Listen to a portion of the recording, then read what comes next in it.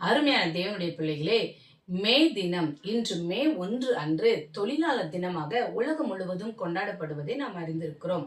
அந்நாட்களிலே அமெரிக்காவிலே தொழிலாளர்கள் அந்த தொழிற்சாலையிலே அவர்கள் வேலை செய்யும் போது 12 மணி நேரங்களுக்கு அதிகமாகவே அவர்களை வேலை வாங்கினார்கள்.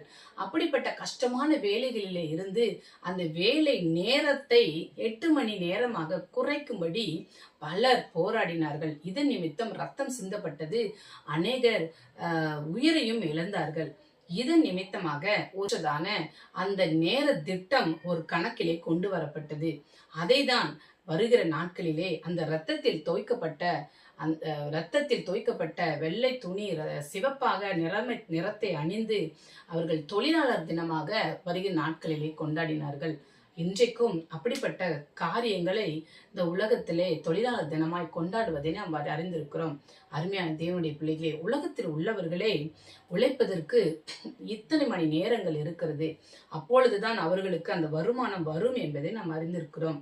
அதே போலதான் இன்றைக்கும் ஊழியர்களாய் இருந்தாலும் நமக்கும் தேவன் வைத்திருக்கிற அந்த திட்டங்கள் நிறைவேறுவதற்கு நாமும் ஏற்ற சரியான நேரங்களிலே நம்முடைய காரியங்களை சரியாக செய்யும் போது கர்த்தர் ஏற்ற பலனை தருவார். நம்ம எல்லாவற்றிலும் பெருக பண்ணுவார். அருமையான தேவனுடைய பிள்ளைகளே, நாம் அப்படி எதுவுமே செய்யாமல் இன்றைக்கு இந்த நான் வாசித்த வேத வசனத்தின் போல வலது புறத்திலும் இடது புறத்திலும் இடம் கொண்டு பெருகுவாய் என்ற வசனத்துக்கு ஏற்ப இன்று அநேகர் உலகத்திலும் ஊழியர்களிலும் விசுவாசிகளிலும் நன்றாக சாப்பிட்டு விட்டு உடம்பை சரீரத்தை பெருக்குகிறவர்களாக இருக்கிறதுனாலே ஒரு பிரயோஜனமும் கிடையாது. அவர்களுக்கும் அவர்களை கொண்டு மற்றவர்களுக்கும் அதில் பிரயோஜனம் இல்லை என்பதை நாம் அறிந்திருக்க வேண்டும்.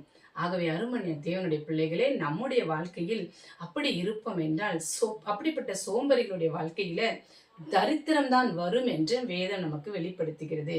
ஆகவே நாம் அப்படி இல்லாதபடிக்கு உண்மையாகவே தேவன் வெளிப்படுத்தின காரியங்களின்படி நம் முன்னோர்கள் பழுகி பெருகினார்கள்.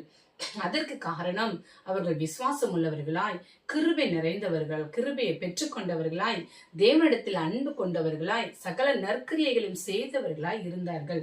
பரிசுத்தமானவர்களாய் வாழ்ந்தார்கள். அவர்களைப் போலவே நாமும் செய்யும் போது கர்த்தர் நிச்சயமாய் ஆசீர்வதிப்பார்.